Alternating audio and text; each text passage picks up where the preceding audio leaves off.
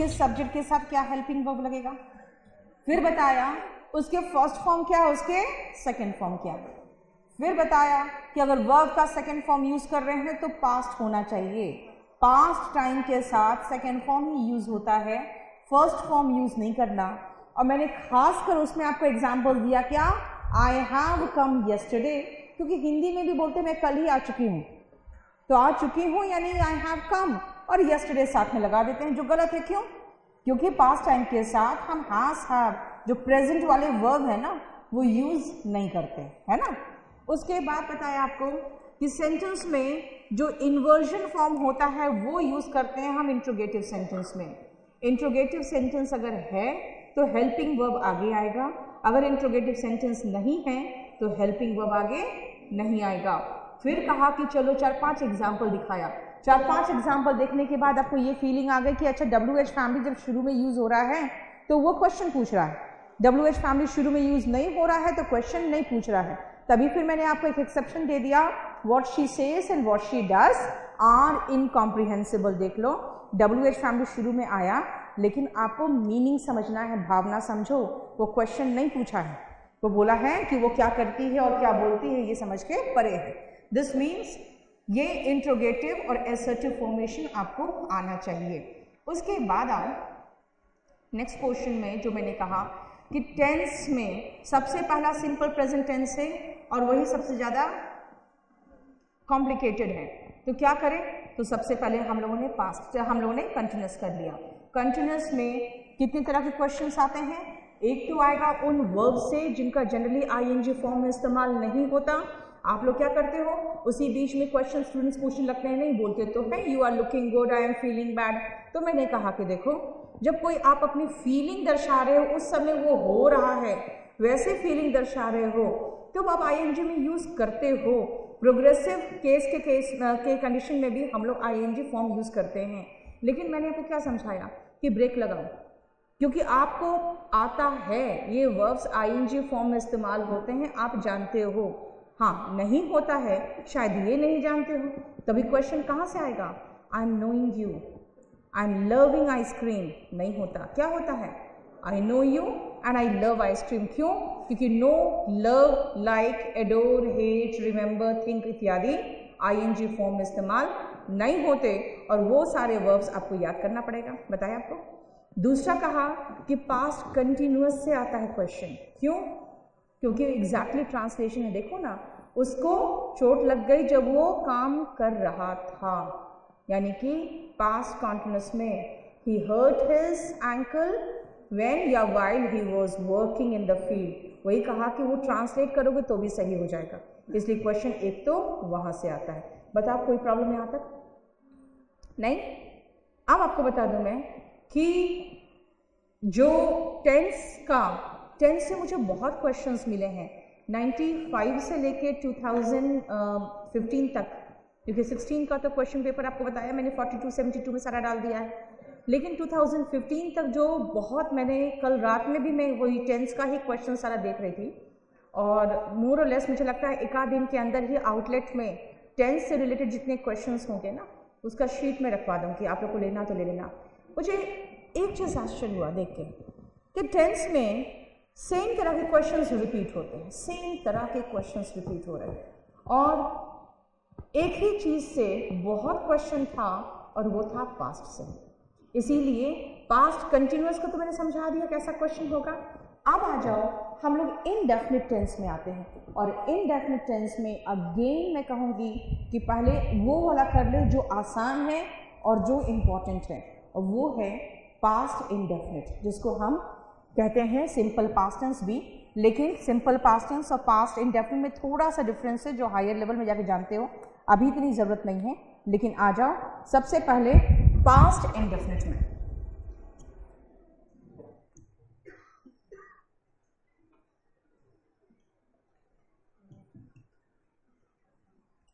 हम लोग को इंग्लिश दो तरह से हम लोग पढ़ते हैं, एक पढ़ते हैं स्पोकन इंग्लिश, एक पढ़ते हैं रिटन इंग्लिश। रिटन इंग्लिश में भी हम लोग जानते हो एक पैटर्न फॉलो करते थे कि नहीं देखो पहले सिंपल प्रेजेंट टेंस नहीं पढ़ाएंगे तो स्टूडेंट्स कहेंगे यार अभी तो सिंपल प्रेजेंट पढ़ाया ही नहीं, प्रेजेंट कॉन्टिन्यूस में आ गए।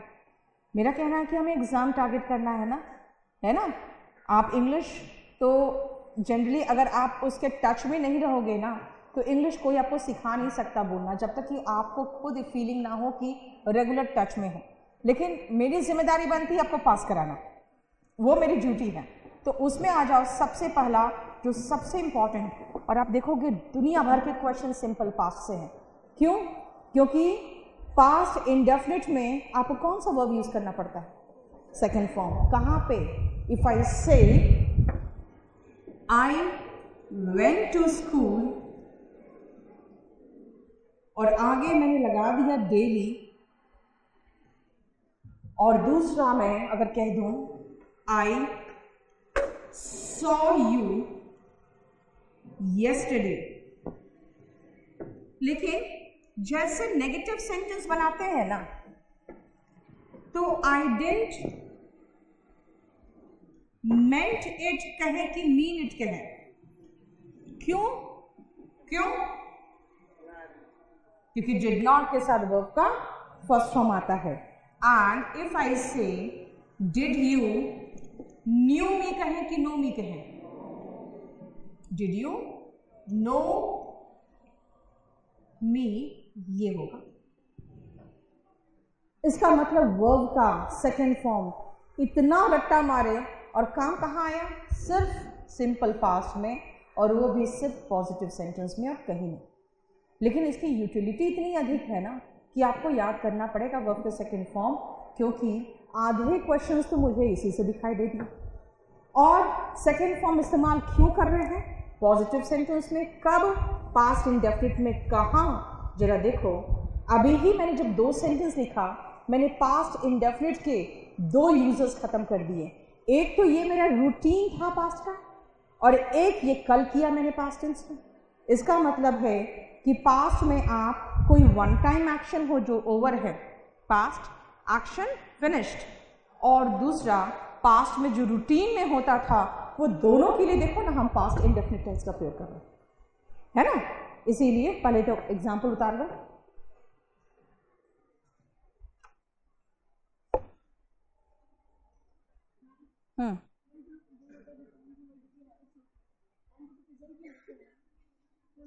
Past routine.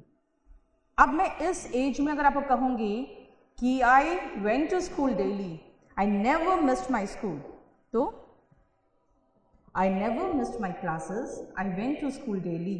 इसका मतलब मैं अभी का तो नहीं बता रही, तो मैंने क्या कहा? Past routine. पास्ट रूटीन के लिए हम यूज टू का भी प्रयोग करते हैं, वो अभी रुक जाओ। हो गया? दिस मीन्स पास्ट इंडेफिनिट का जो फर्स्ट यूज है वो है फॉर पास्ट रूटीन। ये पहला यूज है पास्ट इंडेफिनिट का। सेकेंड यूज क्या है? इसका सेकेंड यूज क्या है? Action over. जो एक्शन खत्म हो गया वो हम पास्ट इंडेफिनिट टेंस में रखते हैं, यानी जो एक्शन अब नहीं चल रहा बल्कि खत्म हो गया वो सिंपल पास्ट टेंस में आता है।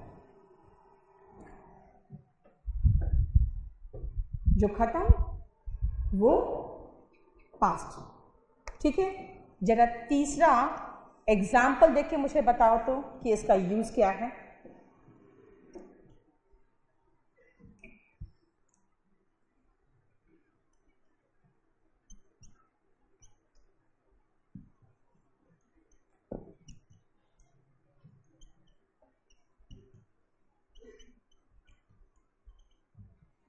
पहले बताइए सेंटेंस सही है?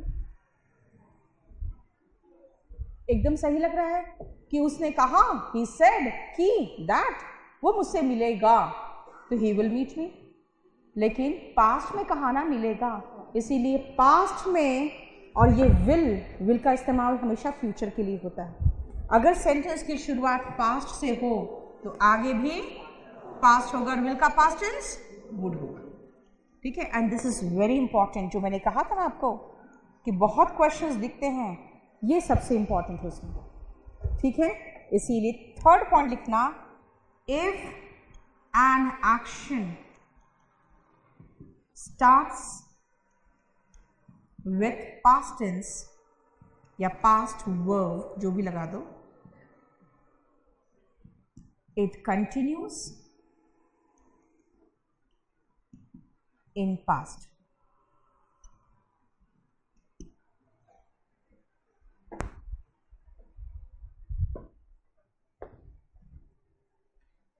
और इसके एक्सेप्शंस अभी मैं आपको प्रैक्टिस में लगाऊंगी, दिखाऊंगी।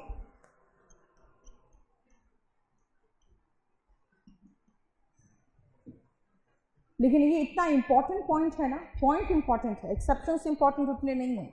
एक्सेप्शन इसके इंपॉर्टेंट नरेशन में हो जाते हैं, वो अभी नहीं करा सकती, लेकिन ये बहुत इंपॉर्टेंट पॉइंट है क्योंकि इसको हम लोग ढंग से प्रैक्टिस करेंगे। ये बहुत इंपॉर्टेंट पॉइंट है।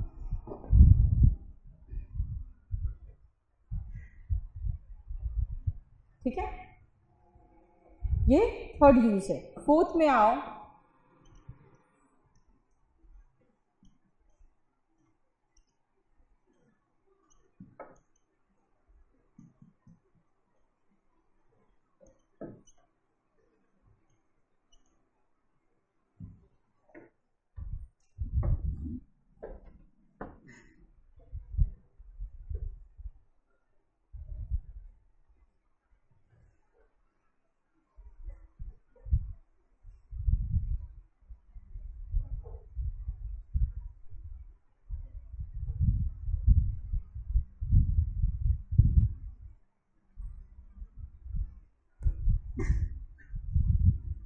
जरा देखो, मैं कह रही हूं इट्स हाई टाइम, या इट्स टाइम लगा दूं, या इट्स अबाउट टाइम लगा दूं। अगर सेंटेंस की शुरुआत में it's time, it's high time, it's about time हो और उसके बाद टू दिखाई नहीं देना चाहिए, क्योंकि इट्स टाइम टू तो सही है, लेकिन it's high time to use नहीं करते क्योंकि वो हो जाता है कि समय निकल चुका हाथ से। अगर मैं ये कहूं इट्स टाइम टू, तो टू के बाद वर्ब का फर्स्ट फॉर्म आता है, इट्स टाइम टू स्टडी। लेकिन अगर मैं ये कहूं इट्स टाइम यू, सब्जेक्ट लगा दिया, सब्जेक्ट के बाद वर्ब का सेकंड फॉर्म आता है।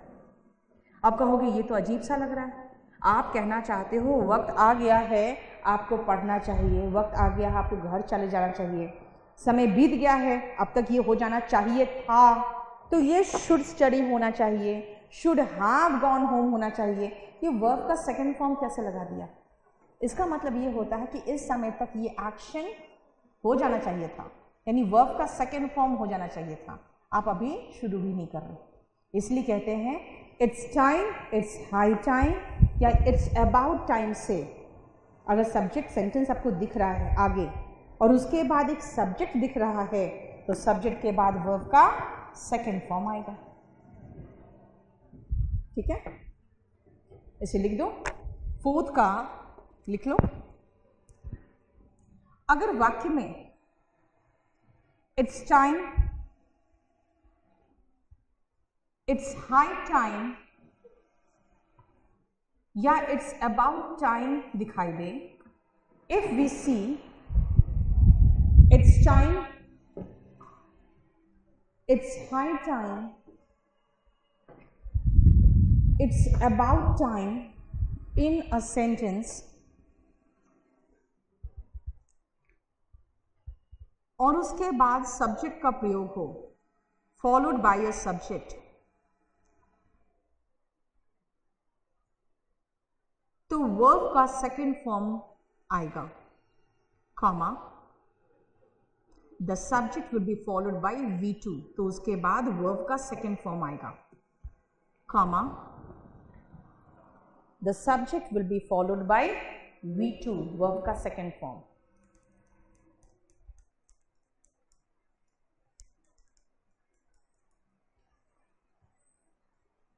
ठीक है,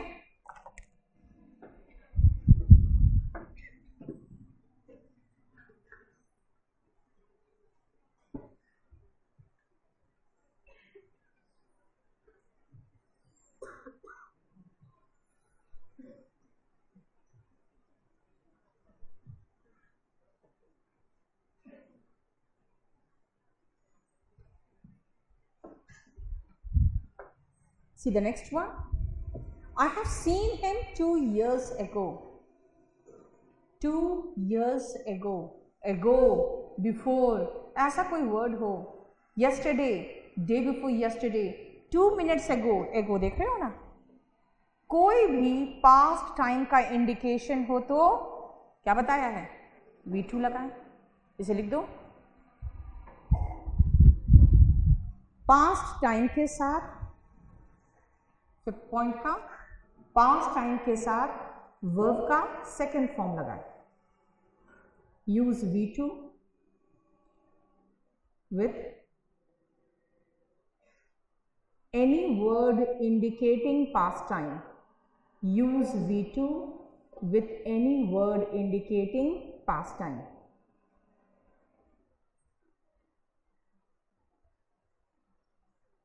हो गया? अब मुझे बताओ, इसके अलावा और कुछ हो जो आपको लग रहा है कि मैं साथ में इंक्लूड करूं? एग्जाम्पल्स तो भी मैं बहुत दूंगी आपको, लेकिन कोई और हेडिंग में पास्ट का इस्तेमाल बताओ, समझ में आ गया? क्या बताया? देख लो, पास्ट का रूटीन ऑल्सो सिंपल पास्ट। एक बार हो गया, खत्म, मामला हो चुका, over, the action is over, simple past. Past से सेंटेंस की शुरुआत हुई तो आगे पास्ट ही चलेगा। कैन दिखाई देता तो मैं क्या बना देती, विल है तो वुड, शैल है तो शुड, डिपेंड करता है, कभी कभी सेंटेंस में भी डिपेंड करता है। और अगर किसी भी तरह का V1 होता, इज होता तो वॉज कर देते हैं, आर होता तो वर कर देते हैं, हास होता तो हार्ड कर देते हैं। Clear? It's time, it's high time, it's about time वाले सेंटेंसेस में सब्जेक्ट के बाद वर्ब का सेकेंड फॉर्म लगता है। और लास्ट में आ जाओ, आई हैव सीन हिम एगो, बिफोर, 2 मिनट्स एगो, यस्टरडे, डे बिफोर, ये कोई भी पास्ट टाइम बताने वाला वर्ड है तो उसके साथ क्या लगेगा, तो वर्ब का सेकेंड फॉर्म लगेगा। That's it. बोलो कोई प्रॉब्लम यहाँ तक? कहाँ पे? एग्जाम्पल 5 में हार्ड इसीलिए नहीं होगा क्योंकि यहाँ हमें जब भी पास्ट परफेक्ट लगाना है ना, थोड़ा सा वेट करो पास्ट परफेक्ट तक। पास्ट परफेक्ट में एहसास होगा पास्ट का पास्ट, कोई दो एक्शन दिखेगा या कोई एक पास्ट टाइम दिखेगा उसके पहले, इसीलिए पास्ट परफेक्ट तक वेट करोगे। बोलो कोई प्रॉब्लम?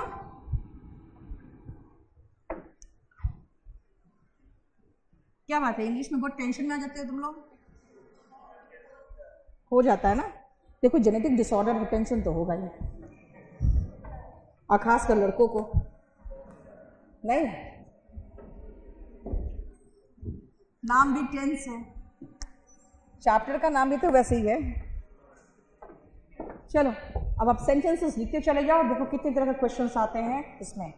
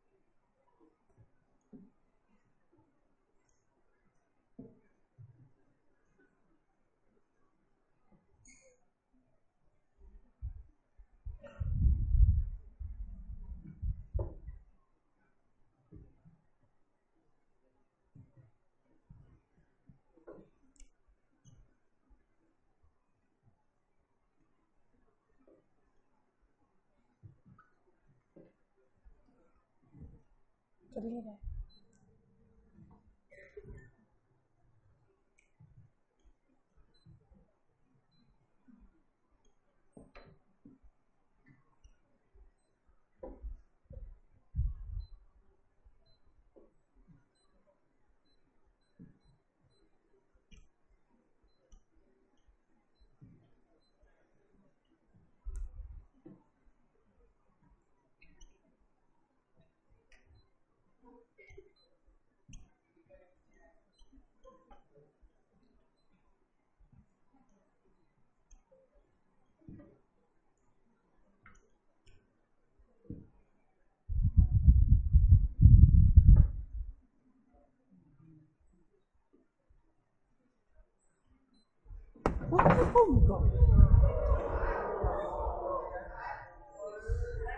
छोड़ दो जाओ। लगा क्या?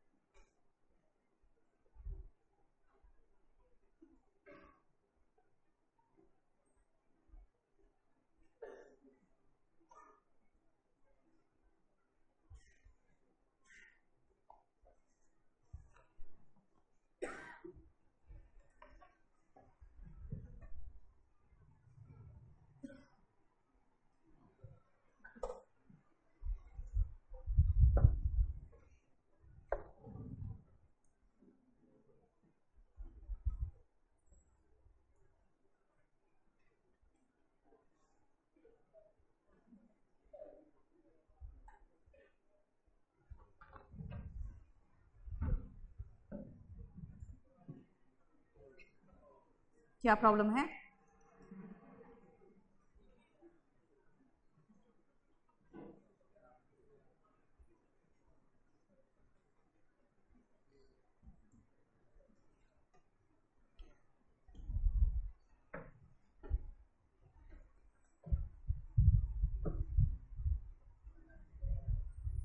कौन सा नहीं दिख रहा बताओ? अच्छा मैं खड़ी हो गई।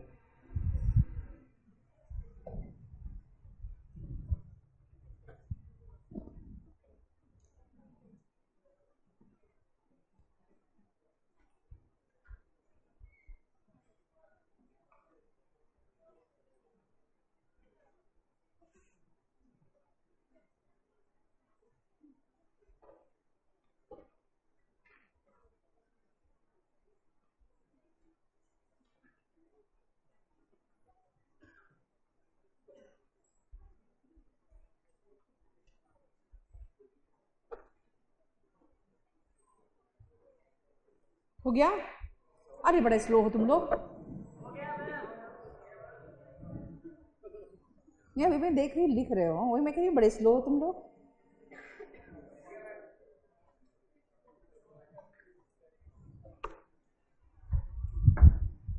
See the first one, what he did last summer. Summer बोलते हो कि समर बोलते हो? होता है ना कि हर लेटर पे जब तक जोर ना दे तब तक मन ही नहीं भरता, नहीं? इसलिए फादर बोलते हो, मदर बोलते हो, है ना? एक एक वर्ड पर, एक एक लेटर पर जब तक जोर ना दे तब तक लगता ही नहीं कि बोला है। लास्ट में जब आर आता है ना, वो साइलेंट हो जाता है। ठीक है? इट्स समर, फादर, मदर, और बीच में टीएच आता है तो डी हो जाता है, इसलिए बर्थडे नहीं होता है, बर्थडे होता है समझ में? चलो, what he did last summer में गलती क्या है? बोलो बोलो। अरे अभी बताया था, क्वेश्चन फॉर्म क्या होता है? व्हाट? यस, गलत है, होगा did plus subject plus verb का फर्स्ट फॉर्म। करना मेन वर्ब डू और helping verb did. What did he do last summer? समझ में आया? क्यों नहीं आया? पता नहीं, मैं समझा रही हूं, आप लोग को बार बार समझाती हूं। इंग्लिश का वैल्यू करना सीख लो, ठीक है? बाद में भी काम आएगा, अभी भी काम आएगा, वरना आपके बच्चे भी कहेंगे पापा आप तो रहने दो, मम्मी को भेज दो स्कूल। नहीं, टीचर इंग्लिश में बात करती हैं और आप खाली या हुआ करते रह जाते हो। देखो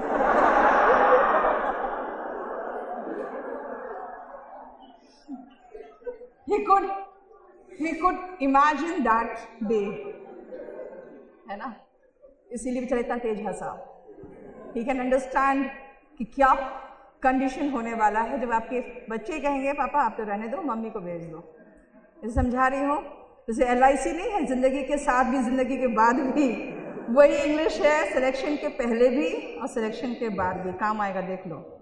बाकी एक ही यूज बताया, अभी दूसरा यूज बताऊंगी तुम लोग खुश होकर इंग्लिश ही पढ़ने लगोगे खाली। बता दूं, चलो बाद में आ जाओ। व्हाट डिड ही डू कहा इसीलिए क्योंकि आ जाओ फॉर्मेशन में सब्जेक्ट प्लस वर्ब के सेकेंड फॉर्म का प्रयोग करते हैं ना पॉजिटिव सेंटेंस में। नेगेटिव में क्या करते हो?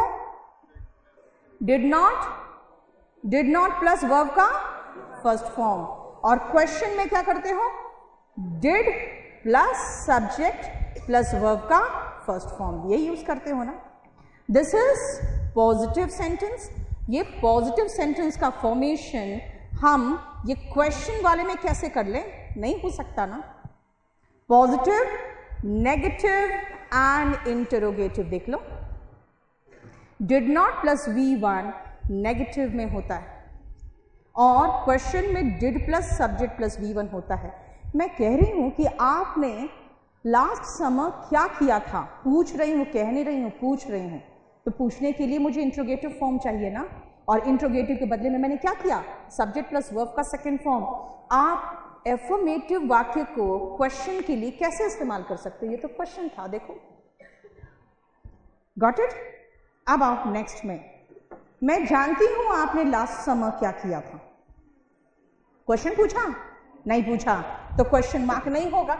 ऐसे भी आपको पंक्चुएशन से तो क्वेश्चन होता नहीं है। फाइन, फुल स्टॉप लग गया। अब बताओ सही है?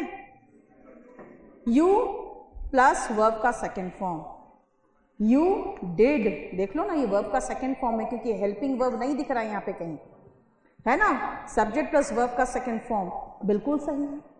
बताया ना इसके पहले कि WH फैमिली जब बीच में आता है तो उसके बाद वाक्य असर्टिव फॉर्म में होता है। सही है, कोई problem? What did you do नहीं है ना सफिशिएंट, यानी क्वेश्चन वाला फॉर्मेशन नहीं। थर्ड सेंटेंस सही है, देखो तो सही है, बिल्कुल सही है क्योंकि टू लगा है, यू नहीं लगा है, ही नहीं लगा है ना। टू के बाद वर्ब का कौन सा फॉर्म आता है?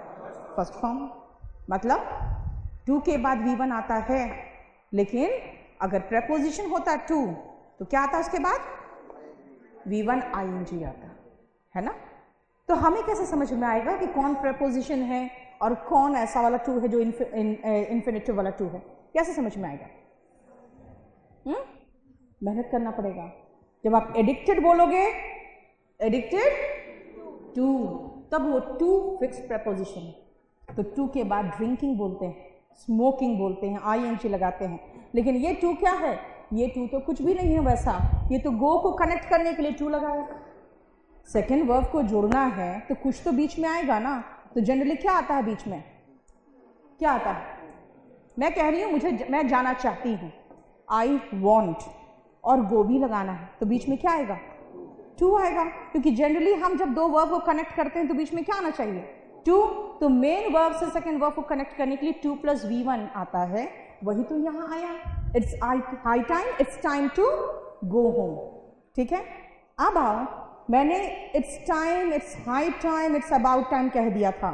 एक बात बताओ, क्या मैं क्वेश्चन वाला फॉर्मेशन नहीं लगा सकती हूँ? लगा सकती हूँ ना। इट इज टाइम का क्वेश्चन फॉर्म क्या होगा? इट, सोच को बताओ, इट इज टाइम को बोलेंगे इंट्रोगेटिव में चेंज करो, कैसे करोगे? Is it time. बार बार एक करवाती हो ना कि हेल्पिंग वर्ब उठा के कहाँ लगा देते हैं? आगे, और हेल्पिंग वर्ब नहीं तो मेन वर्ब लगा दो। तो इट इज टाइम का हो गया इज इट टाइम, है ना। देखो वही है ना, इज इट टाइम। और क्योंकि नेगेटिव था इसलिए नॉट को उसको कॉन्ट्रैक्टेड फॉर्म बना दिया। कॉन्ट्रैक्टेड फॉर्म है इजंट इट टाइम। उसके बाद देखो सब्जेक्ट है, और सब्जेक्ट के बाद कौन सा फॉर्म बोला है आपको? Second form. सही है, बिल्कुल सही। इट इज टाइम, रट्टा मार लेते हो, उसी का क्वेश्चन फॉर्म लगा दिए तो क्या प्रॉब्लम है? इट इज टाइम का इज इट टाइम हुआ, और नेगेटिव हुआ इजंट इट टाइम।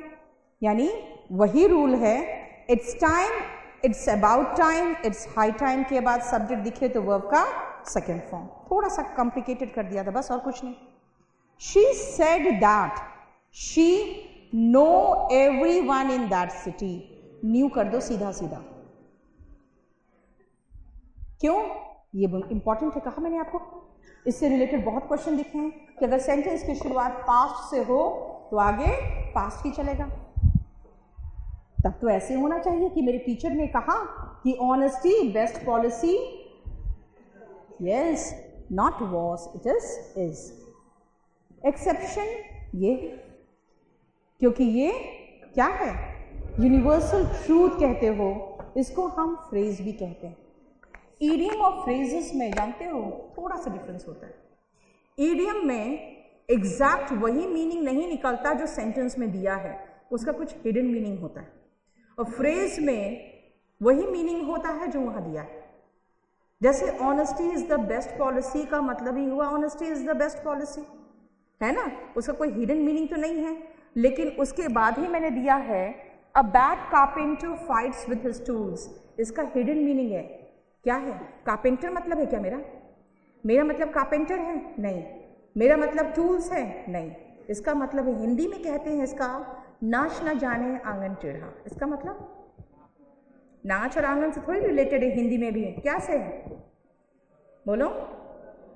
जब आपको कोई काम करना नहीं आता ना तो आप दूसरी चीज़ों पे, दूसरे लोगों पर उसका इल्ज़ाम ठोकते हो। ठीक है, ये बहुत ही कॉमन प्रैक्टिस है।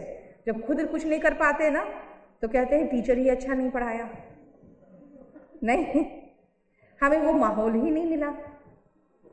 बहुत लोग बोलते हैं हमें वो माहौल नहीं मिला जो आपको मिला। मैंने कहा मुझे कौन सा माहौल मिला तो पता भी नहीं है। ठीक है, if you want to succeed you don't blame others. So यही कहते हैं ब्लेम गेम खेलना इज नाच न जाने आंगन टेढ़ा। और ये क्या है? बैड कारपेंटर फॉट नहीं होगा, यहाँ पे फाइट होगा।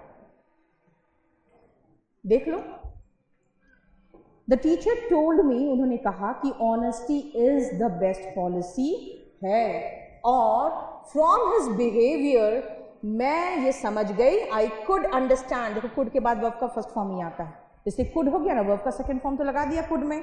मैं समझ सकती थी that a bad carpenter fights with his tools. ये 2008 में भी CPUSI के मेंस पेपर में था, और उस समय मेंस पेपर लिखना रहता था, तो उसमें लड़के ने लिख दिया, नरेशन में आया था a bad carpenter fights with his tools, उसने फॉट लिख दिया। मैंने कहा क्या किया, ये तो ईडियम है। कहता है उसमें लिख के देना चाहिए था ना कि ये ईडियम है। तो आपको ये समझना पड़ेगा कि ये ईडियम है। क्या है मतलब कि जब भी ईडियम एंड फ्रेज हो, कोई यूनिवर्सल ट्रूथ हो, कोई हैबिचुअल एक्शन हो, देखो तो जरा ये हैबिचुअल एक्शन, उसने कहा the told the doctor, she told the doctor that she goes लगाओ for a morning walk even now. ठीक है, इसीलिए यहां पर ये रूटीन एक्शन, व्हाट इट, लिखो एक्सप्लेनेशन टू सेंटेंस 6, 7 एंड 8। 6, 7 और 8 का लिखो। यस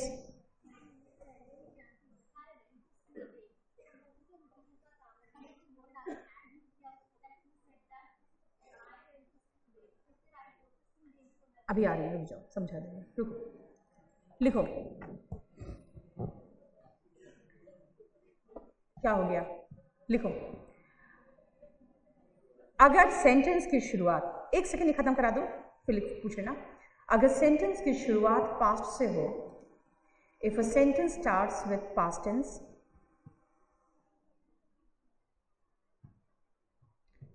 तो वो आगे पास्ट में ही चलेगा। It will continue in past tense बशर्ते प्रोवाइडेड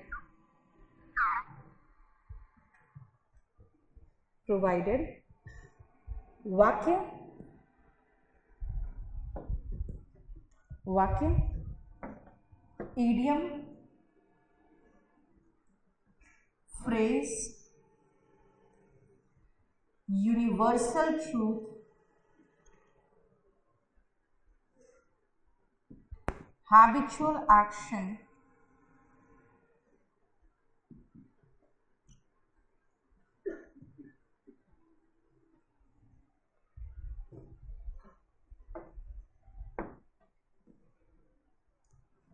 और जनरल फैक्ट का नाम, provided the sentence is not of, बशर्ते सेंटेंस, ये पांचों लगा दो, का ना हो। The sentence is not of idiom, phrase, universal truth, habitual action and general fact।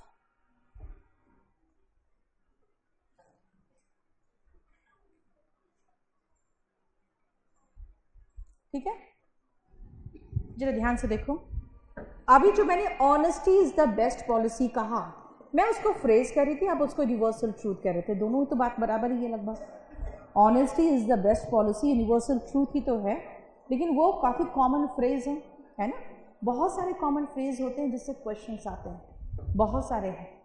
To err is human, to forgive divine, practice makes a man perfect. इस तरह से कर करके कुछ कुछ आते हैं जो मैं आपको अलग से दे दूंगी, वो देख लेना क्योंकि वो इंपॉर्टेंट है। यूनिवर्सल ट्रूथ अभी बता दिया आपको कि वो फ्रेज यूनिवर्सल ट्रूथ ही तो है, लेकिन the sun rises in the east, the sun sets in the west, the stars shine at night, है ना, ये सब क्या है, ये सभी तो यूनिवर्सल ट्रूथ है, राइट। आ जाओ हैबिचुअल एक्शन में, अभी बता दिया हैबिचुअल एक्शन, इसी में उसने मुझे एक क्वेश्चन पे टोका है, रुक जा मैं बताती हूँ। अब आ जाओ जनरल फैक्ट में।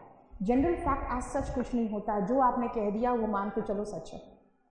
अगर आपने ये कहा कि जो मैंने कह दिया या जो इसने कह दिया वो ऐसा कह दिया कि लगे सब सच है, तो ये यूनिवर्सल फैक्ट हो जाता है। जैसे लास्ट क्लास में एक स्टूडेंट ने पूछा था, कहा था Kalam said that back benchers are intelligent. ठीक है, तो Kalam said that back benchers are intelligent आर को वर कर दूं? नहीं, क्यों?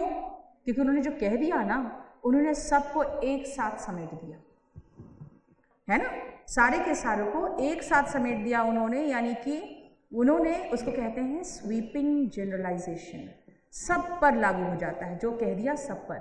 जैसे एक आजकल देखते हो टीजमेंट आता है, मैन विल बी मैन, है ना, तो कर दूं मैं, she said that man will be man, कि man would be man, man will be man ही रहेगा, क्योंकि आप लोग आज जो हो कल भी वही रहोगे, सिर्फ लंबाई में बढ़ जाते हो, दिमाग उतना ही रहता नहीं। आज थर्ड केस में क्वेश्चन, अब देखो यूनिवर्सल ट्रूथ है, उसको एक्सेप्ट कर लो।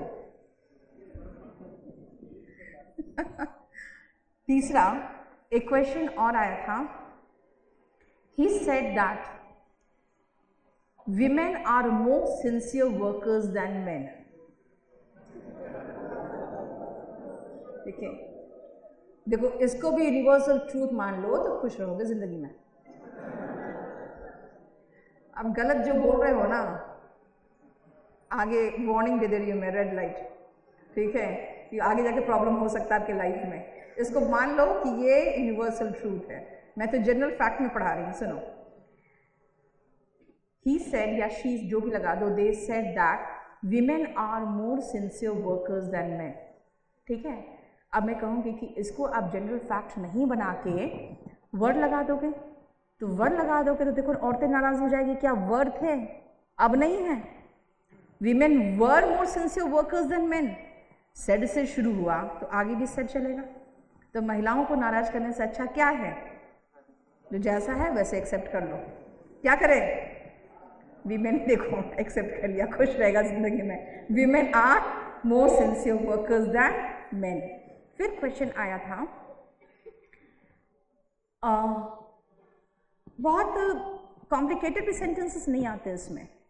Man is not a machine, तो ऑफकोर्स कहोगे मैन इज वॉज तो होगा नहीं, मैन इज का मैन इज ही रहेगा।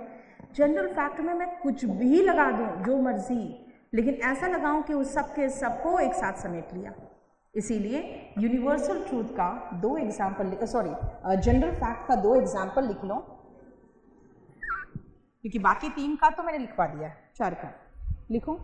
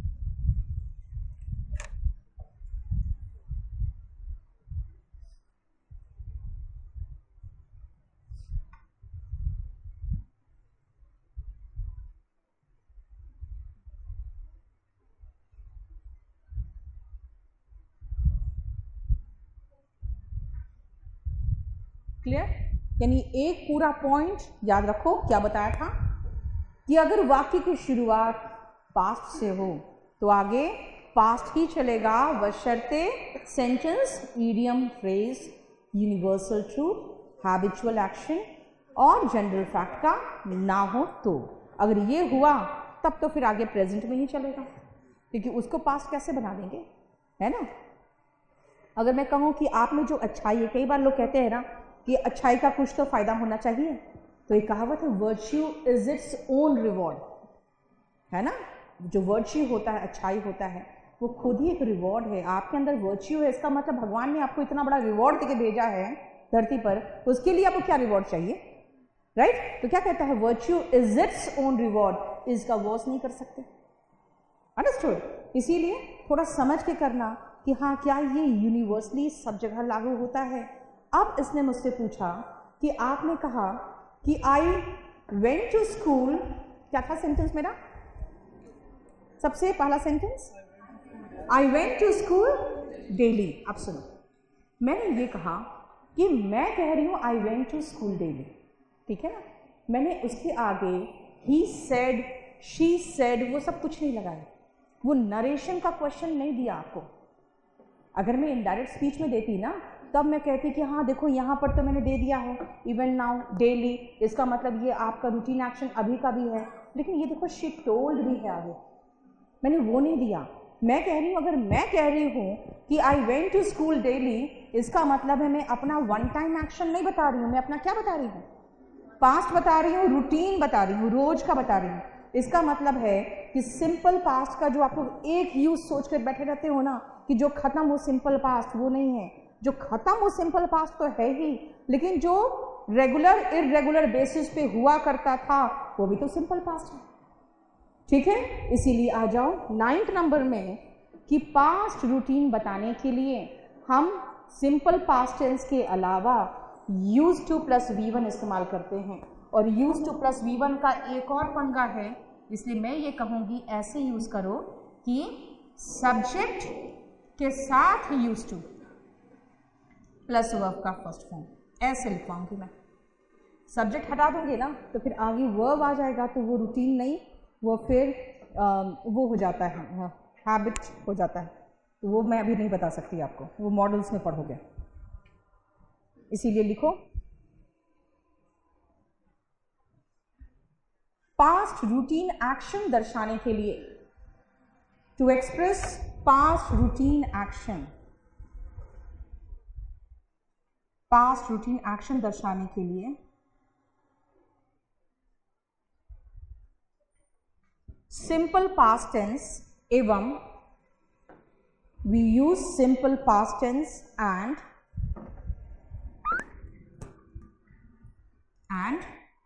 और उसके बाद ये लिख दो subject plus use to plus V1, we use simple past tense and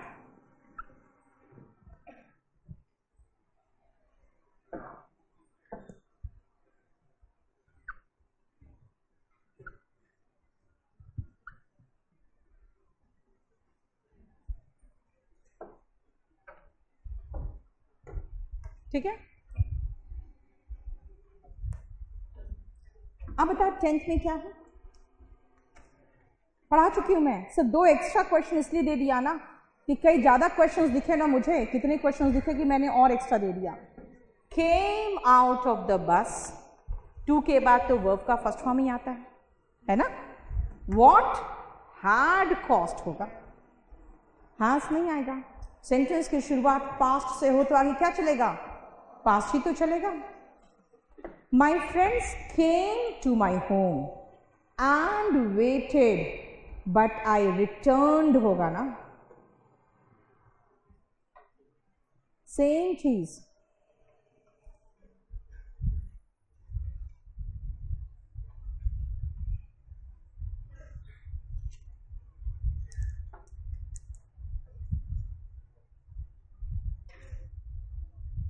ठीक है,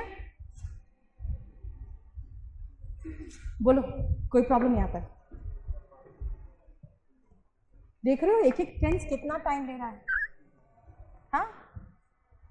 और तुम लोग टेंस अपने आप कितने घंटे में खत्म करके रख देते हो?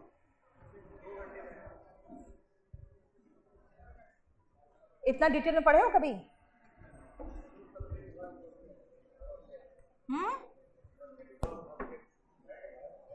बस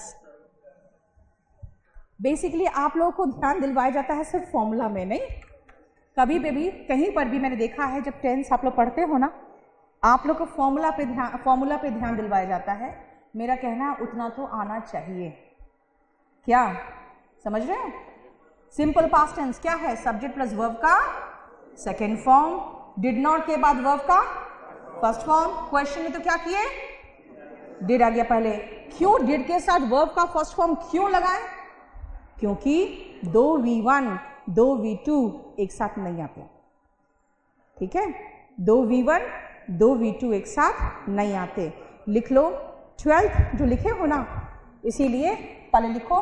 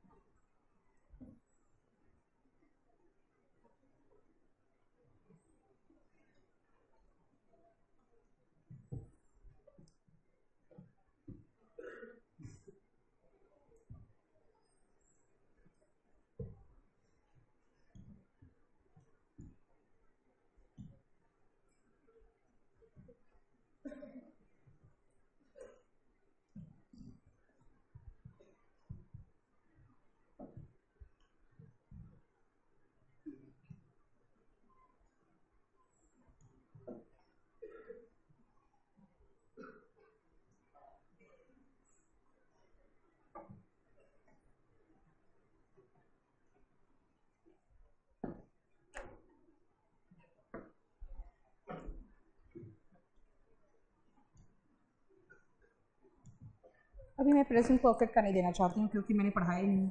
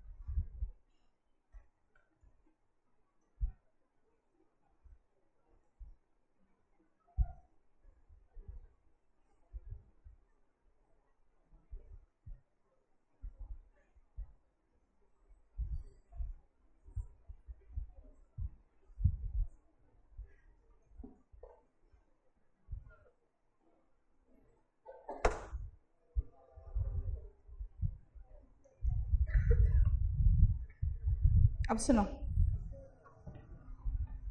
सबसे पहले 12th नंबर में आने से पहले मैं ये दिखा दूं, अभी खुद आप ही बताया कि एडेंट के साथ क्या आएगा, नो आएगा। क्यों? 2 V2 एक साथ नहीं आता। तो 13th में मैंने 12th में मैंने ऑर्डर्ड और टेस्टेड 2 V2 एक साथ लगा दिया। क्या गलत है? गलत है। तो सही क्या होगा? अच्छा, क्यों?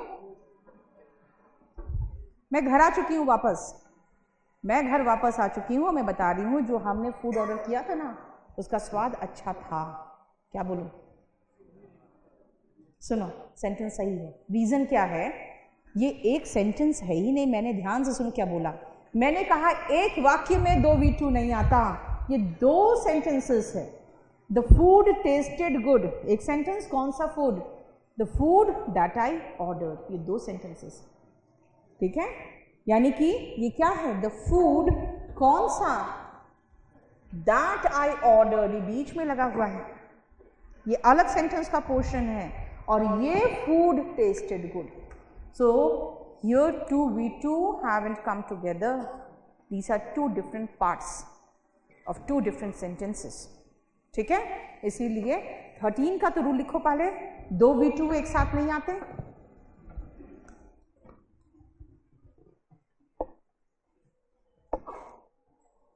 दो V2 एक साथ एक वाक्य में नहीं आते।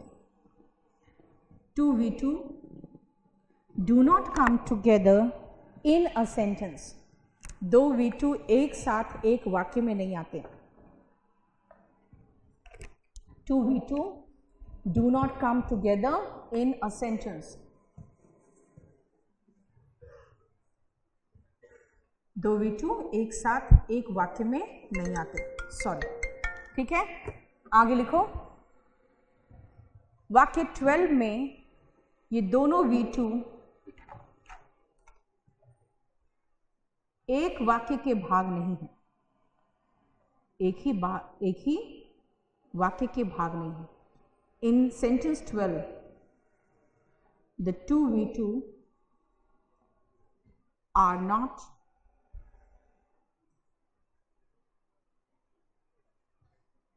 of the same sentence, are not of the same sentence.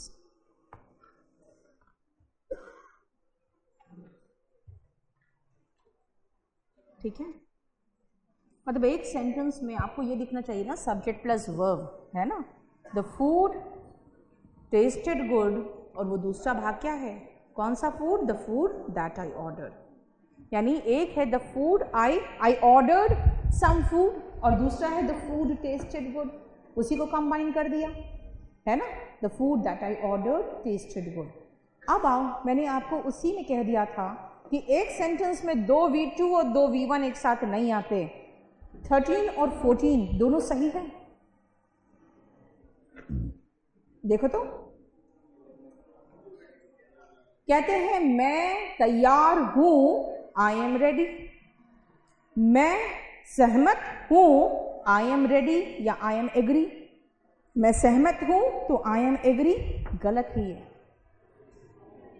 क्यों? क्योंकि एग्री खुद ही वर्ब है, उसके बाद सीधा V1। ठीक है, अगर आपको प्रेजेंट कॉन्टिन्यूअस यूज करना है तो एम के बाद V1 ing यूज करना चाहिए, तो एग्री का ऐसे ing फॉर्म यूज होता नहीं है। तो आई एम एग्री क्या होता है? 2 V1, अभी मना किया ना कि 2 V1 एक साथ नहीं आएगा, तो फिर कहोगे अच्छा ऐसी बात है तो यहाँ क्यों लगाया? तो ये रेडी वर्ब है ही नहीं, ये तो एडजेक्टिव है। क्रिया होने का जो एहसास कराए वो वर्ब होता है ना, क्रिया होने का एहसास कराना चाहिए ना। ये क्रिया होने का एहसास कहाँ करा रहा है? मैं अच्छा हूँ, आई एम गुड, और मैं रेडी हूँ, आई एम रेडी। ये तो विशेषता बता रहा है इस प्रोनाउन का। तो नाउन और प्रोनाउन की विशेषता बताने वाले शब्द को एडजेक्टिव कहते हैं, एडजेक्टिव है। यहाँ पर सहमत होना इज एग्री, तो उसके साथ फिर जबरदस्ती का एम क्यों लगा रहे हो? क्यों? क्योंकि हमारा बस वही है, जब तक एक एक शब्द ट्रांसलेट ना करे तो दिल को तो तसल्ली मिलता ही नहीं है। सहमत तो एग्री और हूं तो एम लो। Got it? So you don't use 2 V1 together. Got it? अब आ जाओ, ये जो 15 और 16 और 17 है ना, ये सब नया पंगा है, ये सब नया पंगा है। द रीजन इज अभी हाल के क्वेश्चंस में आया है। अब learned the lessons by heart question आया है, आई लर्नड द लेसन्स करके, और उन्होंने लर्न को ही गलत दिखाया, LEARNED को गलत दिखाया है। इसका मतलब है कि उन्होंने इस फॉर्म को नहीं इस्तेमाल करके ये इस्तेमाल किया है। उन्होंने ड्रीम्ड को सही नहीं मान के ड्रेम्ट लिखा है, ड्रेम्ट को सही माना है। कि क्यों है ऐसा? आप अगर मेरियम वेबस्टर डिक्शनरी चेक करोगे, जो मैंने आपको डाउनलोड करवाया है, डाउनलोड किया कि नहीं मेरियम वेबस्टर डिक्शनरी? क्यों?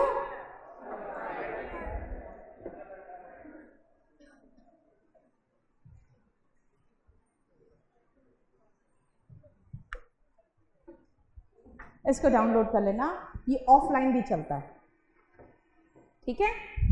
ऑफलाइन में खाली आपको प्रोनाउंसिएशन नहीं बताएगा, मीनिंग सारा बताएगा। और ऑनलाइन अगर देखना है तो द फ्री डिक्शनरी करके आता है, ऐसे ही पूरा एक साथ ही रहता है द फ्री डिक्शनरी, ठीक है? द फ्री डिक्शनरी, और उसमें बहुत सारे फ्रेजेस, इडियम, सब कुछ है उसमें, सब कुछ है।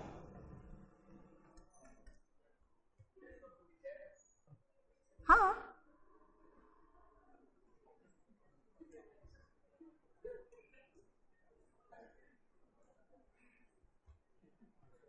क्लियर हुआ? अब सुनो, मेरियम वेबस्टर डिक्शनरी यूएस का डिक्शनरी, इसीलिए इसमें एक पंगा है कि इसमें आप यूएस के सारे स्पेलिंग सही देखोगे, फेवर में FAVOR देखोगे। मैं इसलिए डाउनलोड करवा रही हूँ ना कि इसमें सिनोनिम एंटोनिम अच्छा है। दूसरी बात है, हमेशा आप ऑनलाइन हो नहीं सकते हो, ऑफलाइन के लिए बेस्ट डिक्शनरी, इसके ऊपर अभी कोई डिक्शनरी नहीं जो मुझे दिख रहा है। उसके बाद देखो ध्यान से, ये जो दोनों फॉर्म ये सही दिखाएगा, इसमें भी वो दोनों फॉर्म सही दिखाएगा, ठीक है? क्यों? क्योंकि ड्रीम का दोनों फॉर्म बिल्कुल सही। अब एग्जाम में जब आ गया तो मुझे बताना पड़ेगा कि ये यूके का फॉर्म है और ये यूएस फॉर्म है, और मुझे बताओ हमें यूके फॉलो करना है कि यूएस फॉलो करना है? यूके फॉलो करना, क्योंकि हम ब्रिटिश से सीखे हैं, इसीलिए आप इसको सही मानो, ठीक है? उसी तरह से इसमें भी वही चीज़ है, ईडी वाला जो है ये यूएस है। हालांकि जानते हो ज़्यादा इस्तेमाल ईडी वाला ही होता है, ठीक है। लेकिन अगेन अब क्वेश्चन आ गया तो मैं क्या करूं, ठीक है। इसलिए ड्रीम और ड्रेम्ट दोनों सही है, लेकिन हम आप देखोगे हम लोग ज़्यादा यूज़ करते हैं लास्ट नाइट आई ड्रेम्ट, ड्रीम्ड बोलते भी नहीं, ड्रेम्ट बोलते हैं, लर्नड बोलते हैं, लर्नड बोलते भी नहीं, ठीक है। एक सेकंड, मैं क्लास में हूँ, hello.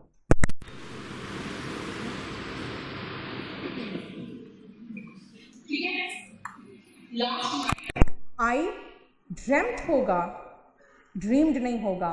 Last night I learned होगा, यानी आई LEARNT वाला फॉर्मेशन यूज करोगे, ठीक है।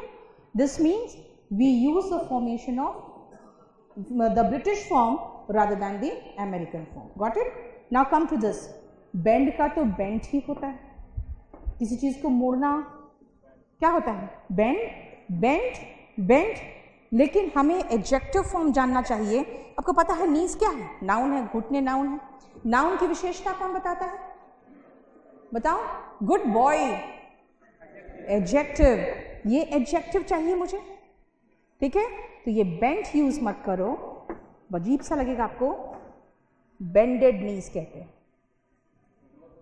ऑन बेंडेड नीज यूज करते हैं हम जब आप घुटनों पर बैठ के प्रार्थना करते हो, तो ऑन बेंडेड नीज, ठीक है। बेंड, बेंट, बेंट होता है, लेकिन ऑन बेंडेड नीज यूज करते हैं।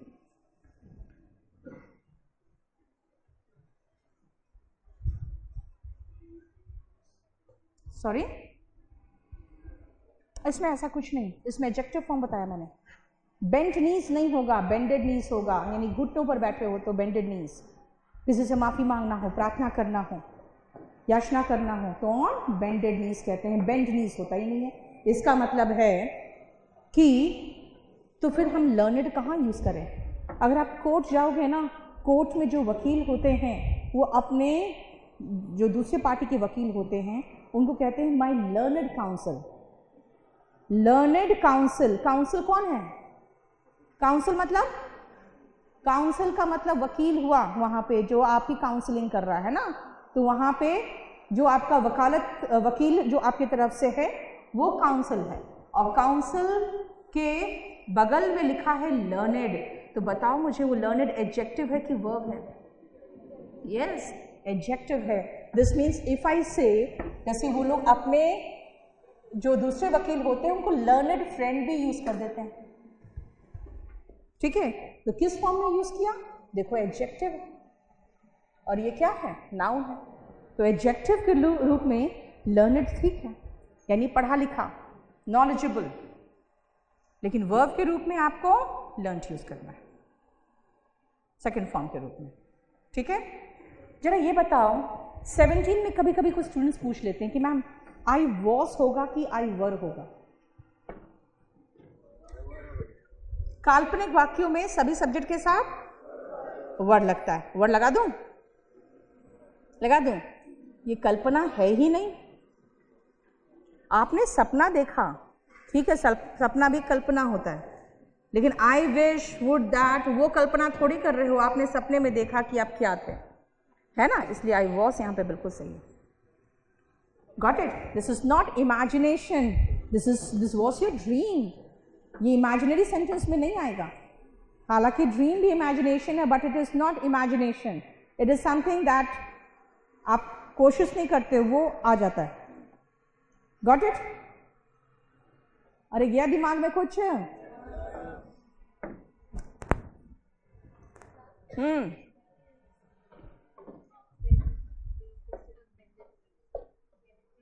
ना, bend form is bend, bent, bent, right? As what? Verb. As adjective we use bended, है ना, bended knees, यानी जो घुटनों पर बैठते हो आप प्रार्थना करते वक्त, वो होता है।